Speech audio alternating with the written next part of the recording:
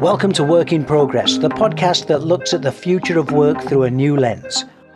On this episode, host Roger Clements tackles the critical gap between education and employment readiness and asks how we can help create the job-ready generation. Joined by some of the industry's finest minds, star of BBC Apprentice and founder of Bright Ideas Trust, Tim Campbell, MBE, Vice Chair of the Institute of Student Employers and Head of Talent Acquisition for Amazon EMEA, Kath Possamai, and Matrix very own CEO and renowned purpose-driven business leader, Mark Inskip.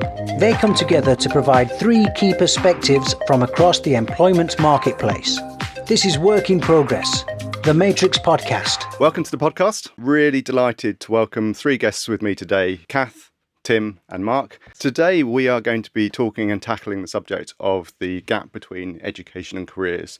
In my opinion, this is a topic that has probably, of all the topics we cover on this show, has the most prevalence and the most societal impact. There were some recent stats that I was reading by our partner, Your Game Plan, who showed that there's about 40% of students in the UK have reported that they do not take part in any career-related activities.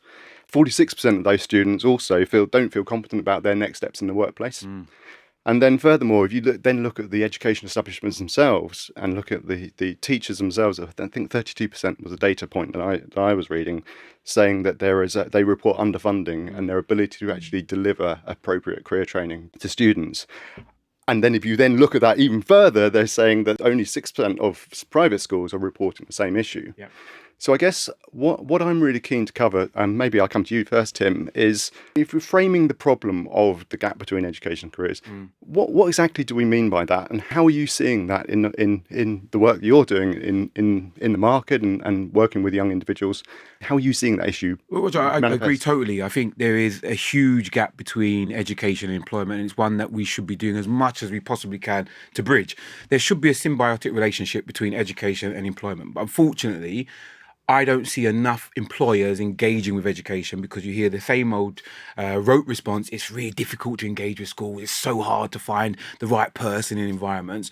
But at the same time, there's a whole critique around the lack of skills individuals have when they come into the workforce. We've all been there in interview panels and you're sitting at somebody with a fantastic ChatGPT-4 written CV now, where somebody then can't even articulate a sentence. And the difficulty between the two should mean that the two should work closer together because they both benefit. So you've got schools who are measured by next steps for individuals. Where do they go on in terms of, do they go into further or higher education or into the world of work?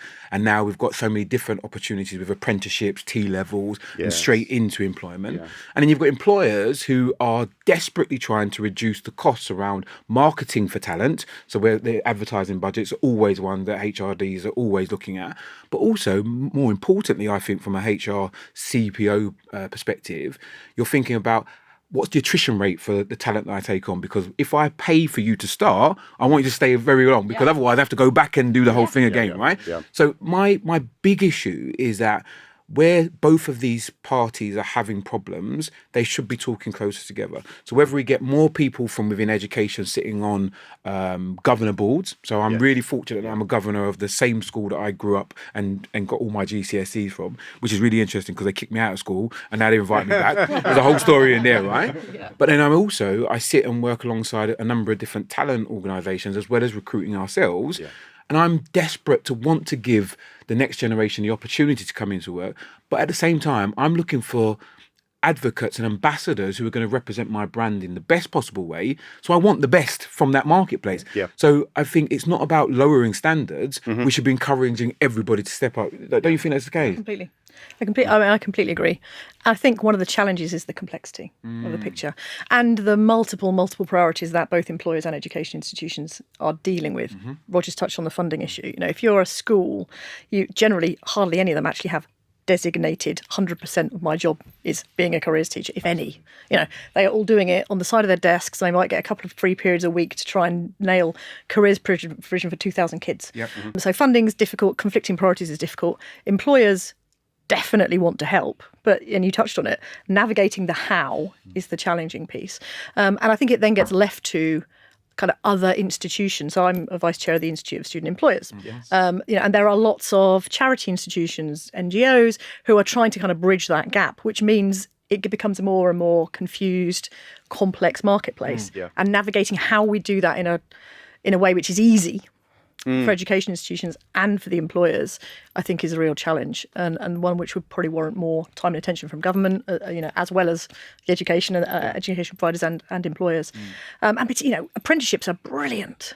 But that's such a complex picture, such a complex landscape for both employers and education institutions to try and navigate all of the options that are out there, promote them effectively, help students understand them. And employers, in the ISE, one of the big challenges we're wrestling with is how do we act as the kind of interpreter, and share with employers what best practice looks like and how they can really take advantage of actually the funding that's available, and the access to really, really great talent that doesn't necessarily have to go to university. But it's a very complex picture would be mine. For me, there's a really big topic around sort of the career sort of destinations and how our young people coming out of the education system view the options that are available to them. Are apprenticeships really truly understood by schools and the students going through them? First of all, do schools understand them enough to be able to then articulate it to its students? But also, is it complexity around the funding where you think the challenges are, or is it complexity around sort of just navigating the sheer options available to students coming through? All of the above, I think, is partly the case. I think it depends on how you view the scenario, and I'm all for taking a positive mindset to some of those challenges. It's never going to be easy. Talent attraction is never easy in general, right? So, but we do it because we have to, we need to. So we've kind of got to have an attitude which says, okay, if these are some of the problems, navigating the funding, because if you're a levy payer, you want to make sure that you can get as much return on that as possible. If there's a plethora of opportunities as a student, how do we get to find the right one for that individual based on their skills, their aptitude and their passion, and more importantly, their purpose now, because we're all talking at the other end of our career politely for all of us, right? But we're thinking about what the opportunity cost for our time is really valuable. Why can't we have that conversation with young people earlier when there are so many different opportunities for them, which I think is a good thing, right? Because growing up in a time when I was dictated to by my mum that you were going to university. There was no other option. That was it. You are going to university. And it wasn't the best thing for me. I navigated it. I did it. But I always was quite action orientated. How many other individuals are forced through a sausage machine of an educational system that we have, which is quite antiquated given the massive leaps and bounds the workforce has seen in the last 10 years, let alone the last 20 odd from when I was last at school, right? And with technology, artificial intelligence, all these other aspects impacting our day-to-day work. And we've still got kids sitting rote learning how to navigate the French Revolution, right? It's incredibly frustrating. But I think rather than just talking about those negatives, because we know what they all are, what are we doing about it? So for me, I'm working with loads of employers who are actively going into schools to support those teachers who are stressed, because there is an incentive to do that, because if you are engaged with education and you get your brand in front of those young students at an early enough stage, there's a great opportunity when they see it later in a recruitment cycle, they'll think, aha, they gave me something, I'll give them something back. Apprenticeships are a huge opportunity for employers, because when we've seen the lack of attrition from those who come on and successfully navigate their apprenticeships, they stay longer, they do more work, so that there's an incentive for employers. But there's also a need for us to support two other groups that don't get talked about. The teachers themselves, because you beautifully articulate how with lack of resources, off the side of the desk, somebody who's given the Gatsby benchmarks and their responsibility to look after everything with no additional money and everything else. And we're not talking about the lack of provision around SEND and everything else.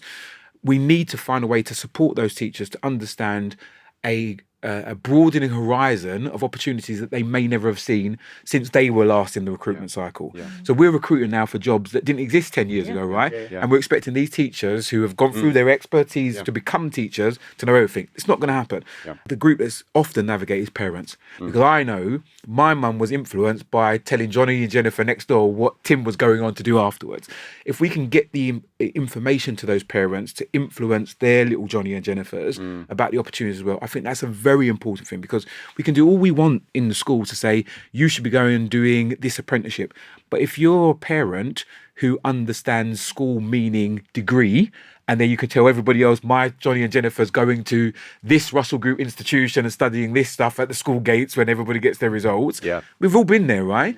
We have to arm them better by saying, well, actually, if your little Johnny or Jennifer has a great skill and a great passion and purpose in this particular industry, you might find it better to take a T-level or an apprenticeship or whatever it might be to get them to their end destination.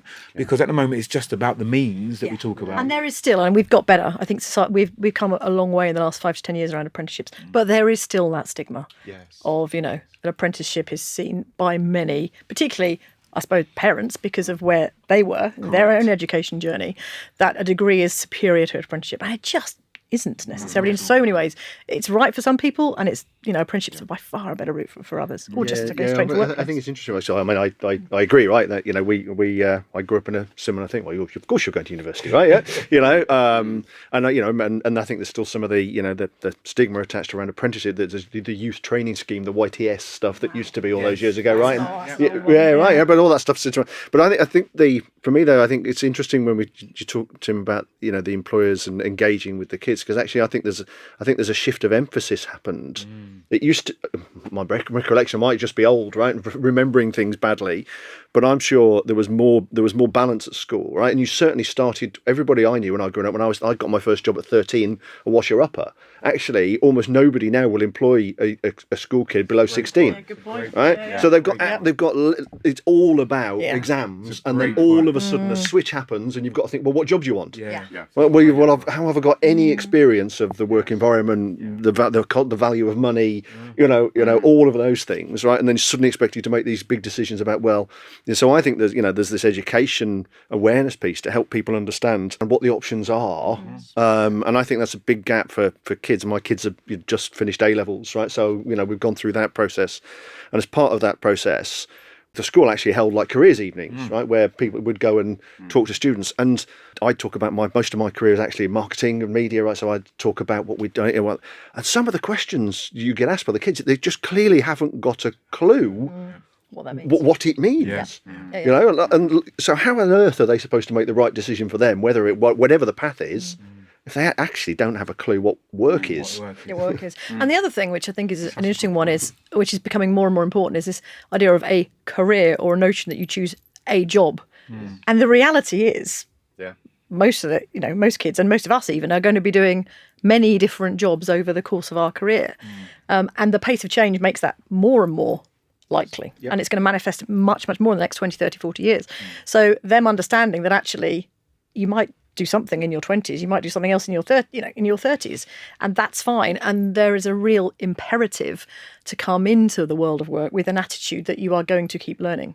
And the best skills you can have are agility, openness to change, creativity, and all of those things that actually are, and I hate the fact they get called soft skills, because they are not soft skills. They're critical, important skills. And that's the stuff that's not being taught, and it's difficult to teach. And it shouldn't only be the responsibility of the schools. There's a wider responsibility. But couldn't agree more. You and I were talking yesterday actually about somebody that we work with, right, who's brilliant, bright, and talented, and all these things, right?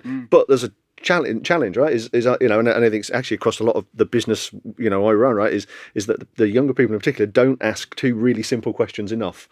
Why is that? And so what? Right? Those 4 words, right? Why is that? And but I think it's soft skills, but it's actually, for me, that's the difference between it's quite an interesting measure of kind of work maturity. But I think if you reflect back then, and they're just pushed through the sausage machine. They don't have to. Don't ask questions. Just go through the sausage machine, right? And then all of a sudden they come to a work environment where all I want them to do is ask questions and be curious. And we don't teach that soft skill. But I think that's why we're so focused with your game plan around National Interview Week, because I think it falls back to your beautiful point around, if you don't have the experience, how can you deliver what's being expected, right? So at no time was I ever told how to conduct an interview or what the interview process was going to be like. And the fear and lack of performance was directly linked to the lack of education and training in that particular discipline. Because when you think about the power dynamics of an interview, to teach somebody that it's an equal pathway because you're bringing something to the table, they're expecting you, they want you to be amazing because then it's helpful for them, right? But no one ever tells you that. Everyone's like, oh my gosh, make sure your shirt's ironed, and make sure you've got all your answers ready, and make sure you've got the follow-up questions ready at the end. God, I hope this interview's going to be terrible. I hope this candidate's rubbish. No, it doesn't. But it plays to that whole point is that we now have to be challenging the education sector to provide the skills that we need as employers, because otherwise, what's the point of it? And I think there's a bigger conversation about the lack of direction that we've got from our political leaders, the amount of education ministers that we have that just flip-flop in and out and then nothing really changes, the grenade that's thrown in that we've spent all this time delivering another potential pathway around T-levels, and then now they said that's not going to happen. We've got a general election that's going to come up and it made them completely revert all of that stuff. And all the while, you've got pupils who are saying there, what do I need to do? Just what do I need to do to be an active actor in society? And you've told me that part of my responsibility is to get through this education system and then I'll be okay at the other end. And that contract is really important, I think. And for us as employers, I think we should be using our soft power to influence that education policy, to say what we actually demand from our schools with the supportive nature that we are there to help because we are going to be recipients. I don't want to beat up teachers saying you should do more, because teachers work bloody hard, right? They work really hard. But at the same time, we as employers, we are the recipients of a great education system. So we should be challenging what we get, right? Or what we're expecting. I'm interested in your perspective from the ISE perspective there, Kath, in terms of, because I know we had a conversation recently around the role employers should play in the education system itself. Should we be moving to a model where we are influencing government and the education policy and influencing employers to say, actually, should state schools have employer representation on their governing bodies, for example, to be the people that have the voice to the students? How can employers better engage with the school system? I know that you've got a particular passion around sort of, whether it's universities or schools, Kath, is coming in and actually talking about what are careers and actually being proactive in that approach. Yeah, and I think, I'm saying essentially, I've never been asked to come and do a guest lecture or a guest. I'd happily do it. And I'm sure nearly all of my peers would say exactly the same. But I recognise it finding a mechanism to make that easy and encouraging universities, colleges, schools to I mean, and there are mechanisms. There's Speakers for Schools. That's that's a great platform, but it's just not well known enough. There's not broad enough engagement with it.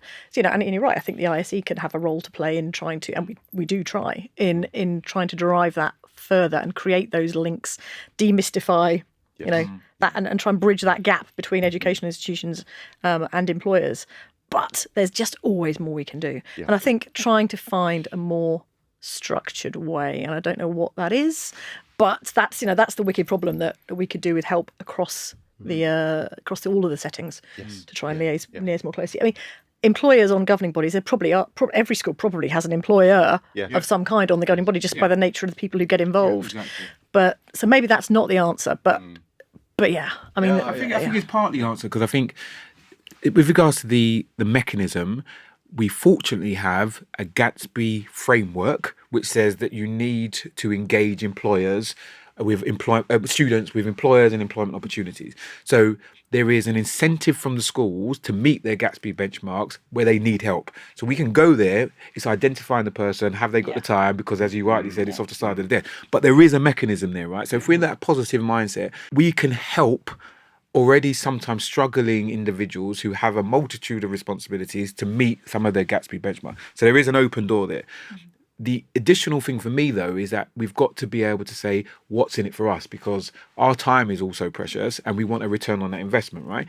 So sometimes it's harder to say, how can you justify having a conversation with a primary school or a state school if you're recruiting for this particular skill set, right? So that is sometimes hard. But it has to be a broader conversation with saying, listen, unless we start this conversation early enough, like what we do with internships and other things, and we see the pathway through because that benefits us later, we have to say that we're just investing to start an almost avalanche approach to this engagement with education, because otherwise nothing gets done, because everybody sits there and say it's too difficult, it's too hard, what's the return for it? I mean, Rolls-Royce are a great example of a company who do really great work, massive. really early on. Massive. In terms of showcasing the careers that are available. And you've got to get in there early. When I was working in the British Army, careers provision, one of the things that we've done that worked really well is kind of going, okay, how can we want to highlight it's not just guns and bombs and bullets in the army. There are there's 76 different trades you can do in the army.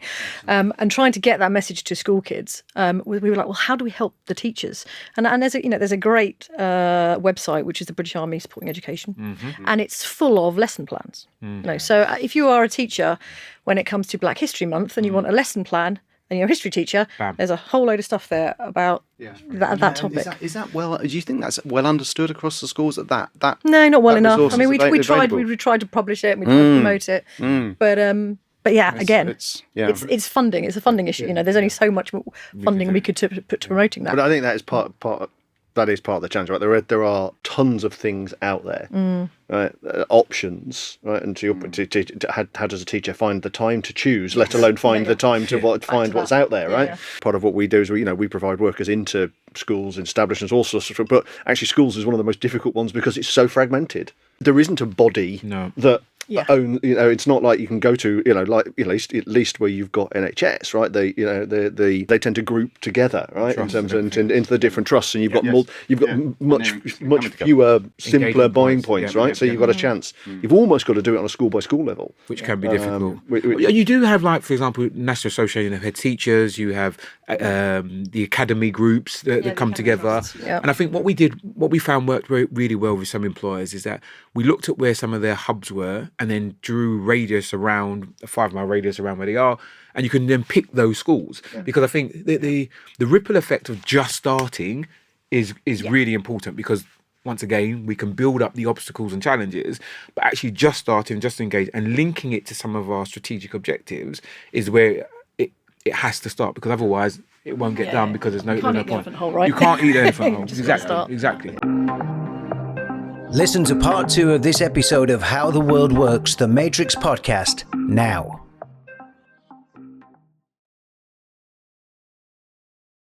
Welcome to How the World Works, the podcast that seeks to uncover what truly connects people to work. On this episode, host Roger Clements tackles the critical gap between education and employment readiness and asks, how can we help create the job-ready generation?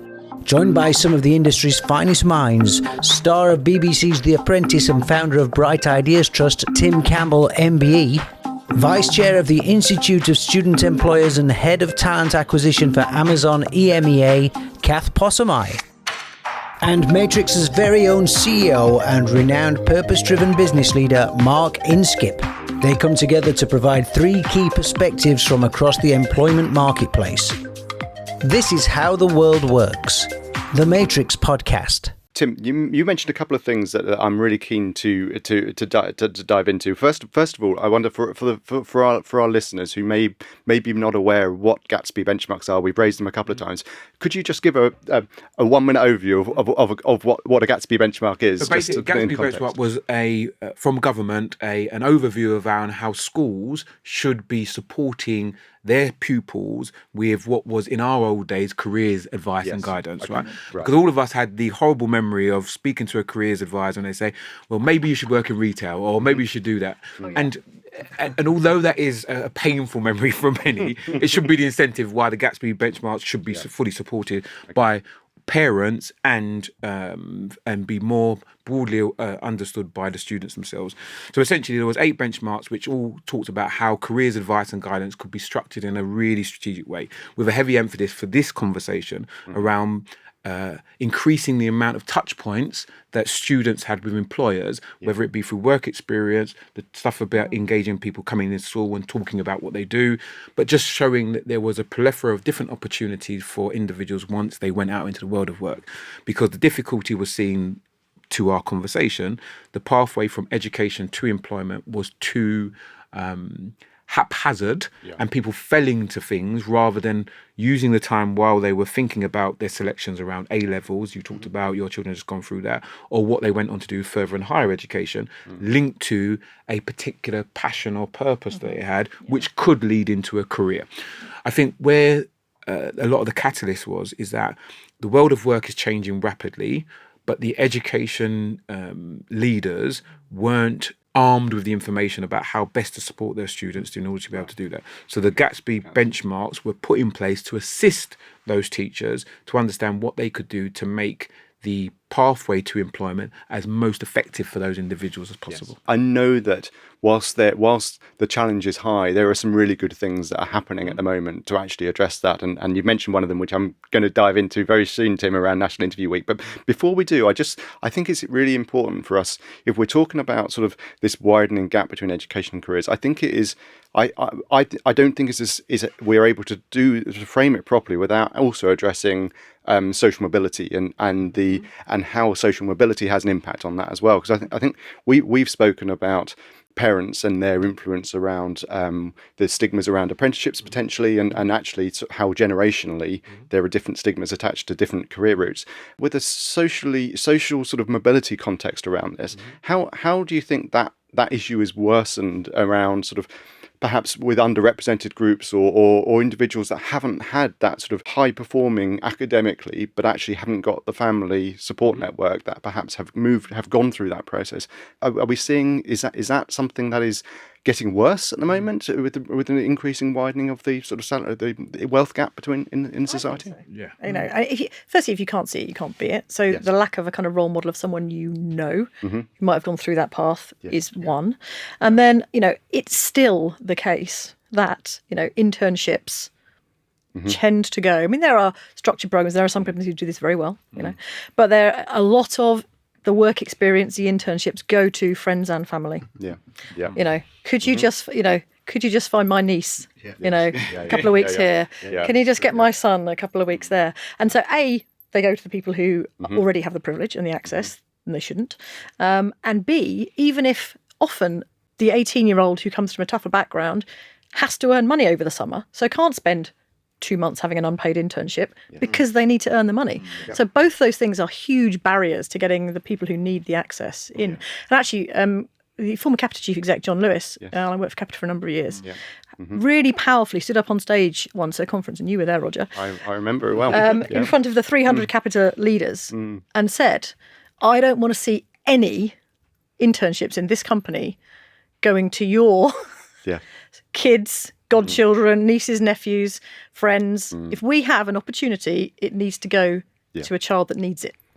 And it was so powerful. And I think that, unfortunately, there are loads of companies that are just not in that space, and that we should be. It was one of those wake-up moments for me, which was, okay, this is a leader that, because I think in the context of that as well was John sharing his own background, which I thought was really powerful. More and more CEOs, in my opinion, should be creating that network. And I know, Mark, you're CEO of Matrix and have been across Kantar and a number of other employees in terms of leading it. What's your view around sort of the direction that the leader should set in terms of opportunity for all? Well, firstly, I love that John Lewis thing, and we will be doing that immediately at Matrix, right? We're not that big, but can do our bit. Look, it's something I'm personally passionate. I've done okay, right? But I came from I was the first person in my family to ever go to uni. All of those stories, right? And I remember distinctly as a 18-year-old thinking about university choices, right? I didn't even know where Oxford and Cambridge is, right? I had good grades. I might have been able to go. I didn't even apply because it was like it's just not in my consideration set. No, it all worked out okay. I met my wife at uni and all that kind of stuff. So no regrets, right? Absolutely no regrets. I hope she doesn't listen to this. But it's something that's super important to me in how we try and think about. Matrix spends a lot of its time trying to connect people to work. That's the purpose of the business. And I'm, very focused on trying to bring underrepresented groups into the talent network that we do. And we see it we see, we work with over 1,000 recruiters, right, agencies across the UK, and it's always the same candidates. There's the same list of the same people. We even see the same people coming from the different agencies, and so we're trying to work on some partnerships to bring ex-forces, homeless, all of those that are all, because those people just never appear on the candidate lists. And so that we're trying to have our little bit of influence in trying to work across that, and then try and live by those standards as how we operate as a business. I think the tone from the top is incredibly important in all of these conversations, because the powerful message that came from the leader should trickle down immediately, right? Because that's what happens. Your voice as a leader at the top is incredibly powerful. It needs to be monitored and managed as that disseminates through the different levels, because it can be diluted as it goes down. And we've all seen that, like, well, I said this should happen last week. Why is this still not happening? How is it not happening? That's the reality of business. That's how it works, right? But I think there's also the additional complication is that the intersectionality of all of these conversations is very, very complex to navigate. Social mobility should not be a switch out for some of the other inclusion programs that we've spent a huge amount of time building up and delivering, right? And it can be very easy to do that, because with the Armed Forces Covenant that we've worked with previously, it was very easy to say, well, if we get this person and then she's a woman and oh my gosh, look how many boxes we ticked. Oh my gosh, haven't we done well for ourselves? And it shouldn't be about that. It should really about, what's the culture that we're trying to create here in this organisation? Are we about finding the talent that is the best, regardless where it is, with an understanding that we have limited resources? The latter bit is the hard piece, because we all want to do everything. We all would love to do everything, and we would love to hug and do kumbaya and dance around trees and everything, right? But you can't. You can't. And you triggered something in terms of one of my things, right? Is you used a really dangerous phrase in that, right? Which is the best. Right, and we were meeting some HR leaders a couple of weeks ago, right, and we're talking about the best, right, and how do we stop recruiters, leaders, whatever, right, trying to always put forward the best candidate, right? And I don't think you can, right, because I want the best candidate. For me, what we've got to educate people, business leaders on, is the how to redefine what best is. Yep. Right, but best is not necessarily, in fact, certainly in my case, is not my own image, right? It'd be super easy for me just to go out and hire a bunch of people that look and think just like me. And so, I actively, when we're trying to hire, we're just doing some, building a leadership team.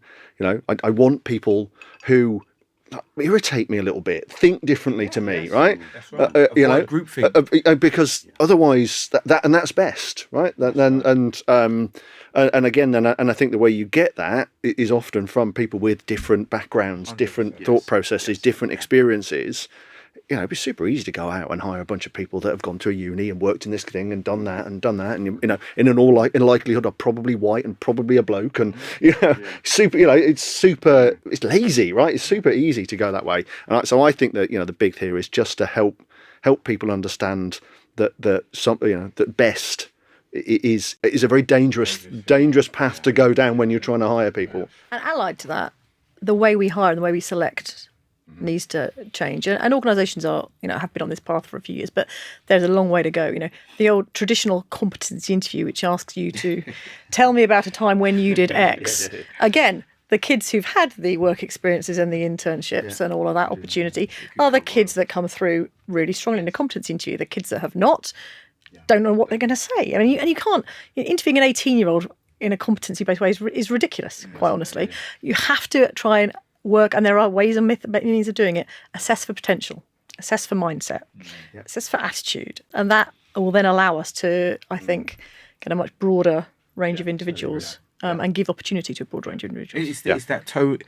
It needs to be set from the top, because all the examples you're giving, people are bringing their personal experience where they've had that diversity of experience to what they do on a day-to-day basis, and therefore it makes it harder to not have a broader view of what talent looks like. So we've all had those leaders. I remember Rosaline Blair talked very passionate, like, listen, and she was so open with her neurodiversity. Yeah, sure. And then that just nullified any challenge to anybody in the whole bit. You couldn't stand up, because your leader is admitting that this is her position and she runs a brilliant company. So you can't then say we can't then bring people in who exactly reflect that diversity. So I think the bit that we're all saying is that if we are more personal in our world of work, because we've come from a background where everything has to be very polished and very presentable, but there's a bit more vulnerability where actually that advocates strength, because that different way of dealing with stuff is actually how we deal with the problems and challenges that we face in today's environment. And I think that authenticity is also resonating with the younger generations coming in, or around actually needing to see vulnerability and needing to Human see beings. Absolutely. I'm really keen. I mean, one of the things that I was really, really excited about, and I want to talk about some of the things that are happening now to address this. Mark, I was really super excited around Matrix's partnership with Your Game Plan and Tim on National Interview Week. Tim, you've mentioned already briefly in this conversation, but I wonder, Tim, whether you could just give an overview around what National Interview Week is and what it's setting out to solve or to address. Well, it's where we started the conversation. Is that there are a lot of problems out there, but what are people doing to come up with solutions to solve them? Because you can't get rid of the problems, but you can come up with solutions. And we were seeing lots of feedback from employers and young people saying they don't know how to navigate the interview process, because whether or not they've had a lack of experience of being in that scenario, or there's just an unfounded fear about that particular essential part of the recruitment process, right? So we're not going to get rid of interviews tomorrow. And actually, your really valid point about how the world of attraction has changed, where you're now doing virtual interviews post-COVID, everything's technology driven and accelerated hugely, where we've still got people who haven't ever been prepared for that. So what we wanted to do with Your Game Plan is give people the opportunity to learn the skills from people who know how it's done or what they're looking for, and pass that information over to the young people who are being prepared for the world of work, so they can get rid of that fear and come armed with a skill set which will help them better promote themselves. And National Interview Week is the idea that came with that. So we want to work with some fantastic, and we're loving the fact that Matrix have come on board, so it's incredibly helpful in promoting and accelerating because of the world that you exist within. Going out to as many different schools and individuals as possible to learn the skills of interviewing through a dedicated week that will make something that is quite scary for most people quite cool. So virtual and in person.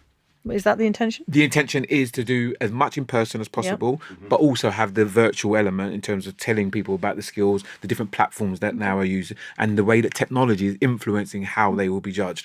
I think there's nothing going to beat the personal one-to-one contact. We could have done this on a Zoom call in our houses with curated backgrounds and everything else, right? But the reality is that there's nothing that beats a personal connection with somebody. But if you don't teach that skill to somebody, it's still very intimidating. And if they aren't aware of how their body language is, how important eye contact is, what the power of a handshake means, how you articulate your answers, how you use your voice in different scenarios, all of these different so-called soft skills that we think are so important, where are they taught on the curriculum? So Danny and the team at Your Game Plan thought, hold on a second, there's a bit of white space here that isn't addressed by anything. Why don't we do it?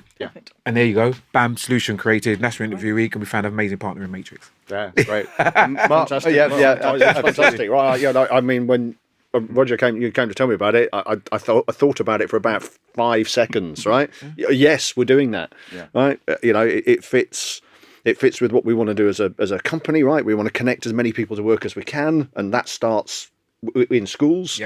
I'm passionate about actually trying to broaden the representation in the workforce that we connect, and again it comes back, it was just a no-brainer for us, and frankly I was I'm flattered and amazed that Matrix could be part of it, right? So we're super excited. Well, I've got a team of 500 recruiters, so I think amongst a team of 500 recruiters we can probably find some hours to support that. I just think it's one of the things as you get older and you drill down the skills that are required.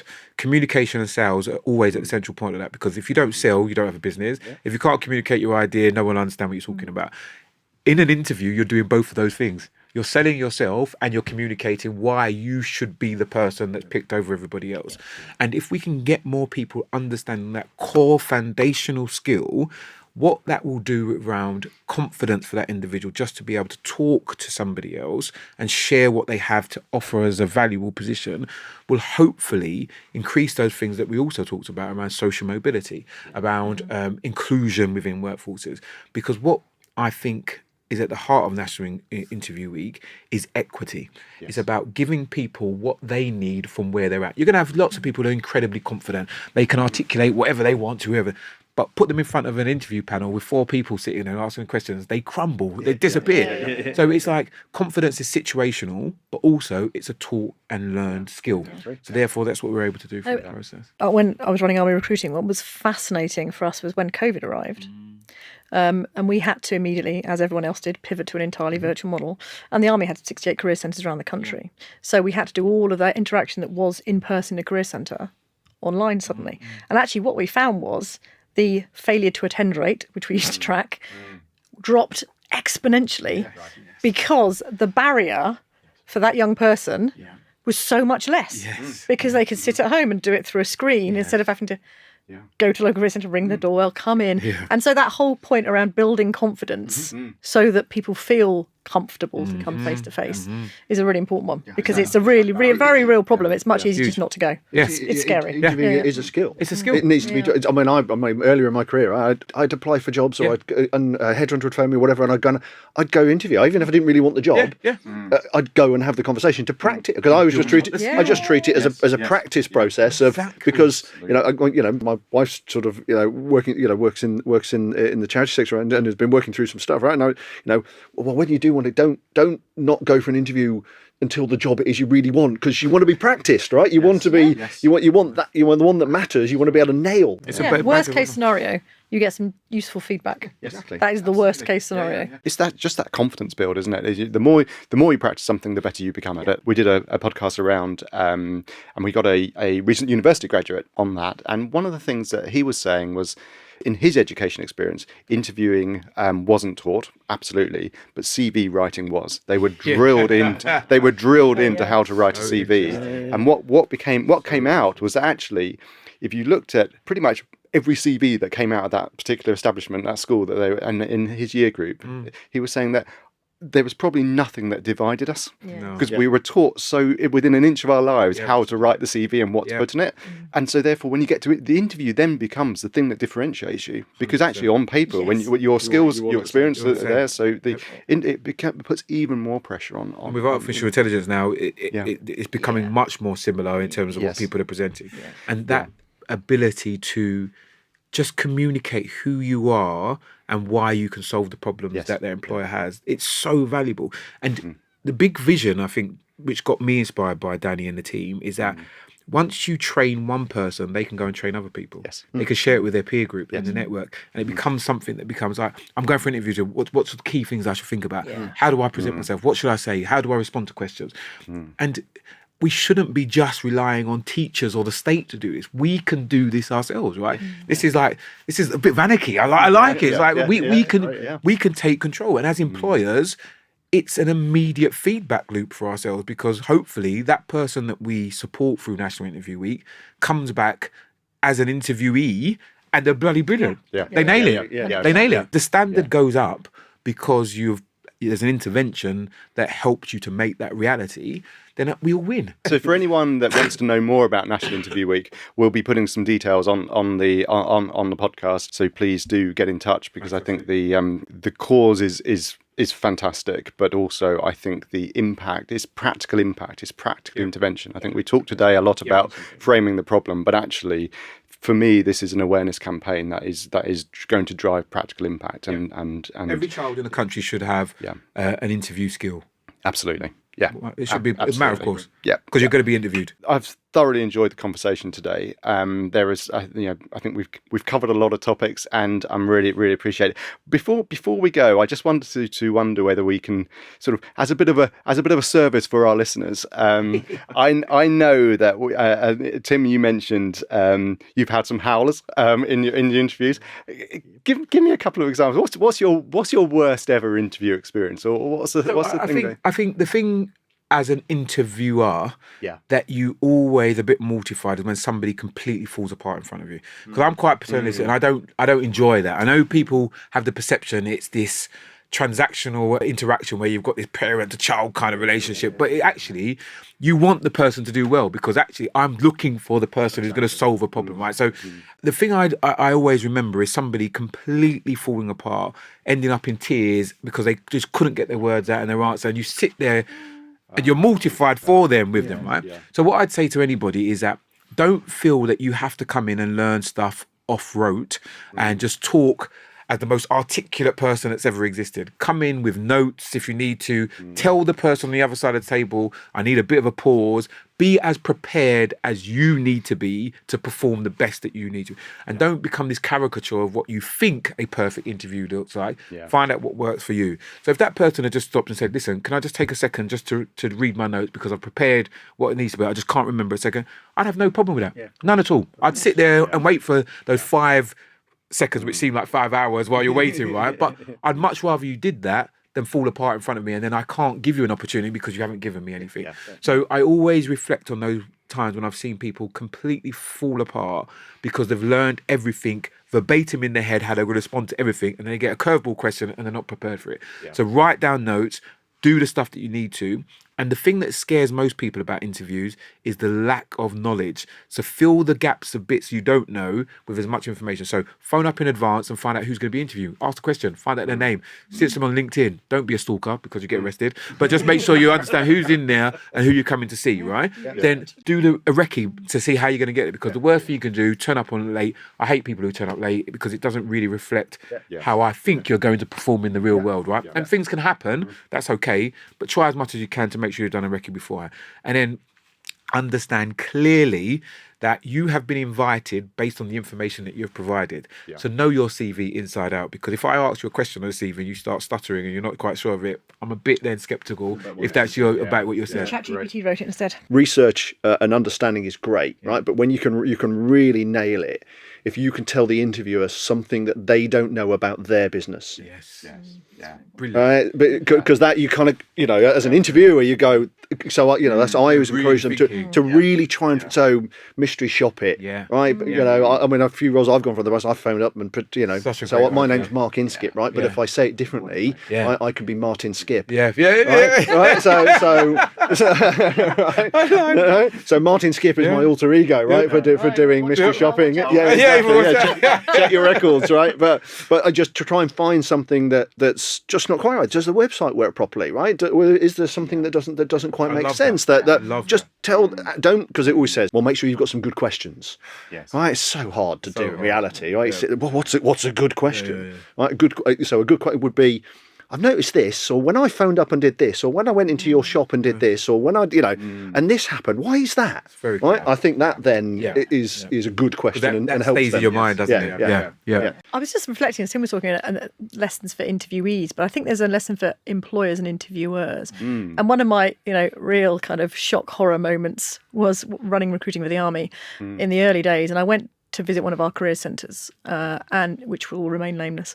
It was a while ago, but and I said when I got there, can I sit in on one of the interviews?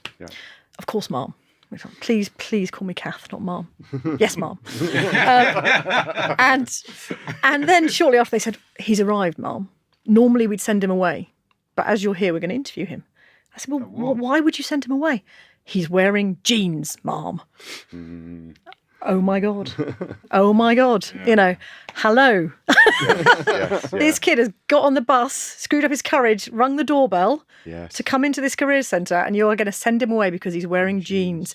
And there was, I mean, we did a complete change of all of the people we had in the Army career centres because they were in their 40s and 50s and they were so disconnected from the generation that we were trying to recruit. And you've really got to think about what message you are sent, who are you recruiting and why, and what's important and what matters. So I mean, I think that's a very extreme example, but some of that is still out there. I can imagine the career centre, an Army career centre, is probably one of the most daunting places for a young person to come for an interview as well. And you have to go now. You have to ring the doorbell because of security. They still have to. We had a big debate about it because of security. You have to.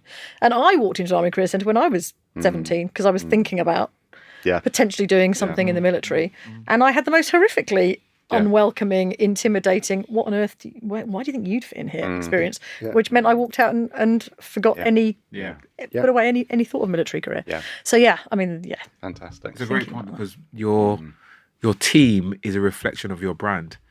So what is that? If I walk away from, we have this process where everybody walks away from an interview should walk away smiling because we want them to be a good ambassador for the brand. Even if they don't get a job. Exactly. I want to say and that's the point. Great. Lots of people don't think about that. Is that with Glassdoor, lots of platforms now that are clearly open, you are not in control of your communication anymore, but you are in control of your interaction with people. And if they leave, at least it's a no with a positive feeling. That's a better way because you don't want them to tell 10 of their friends, don't ever go back there again.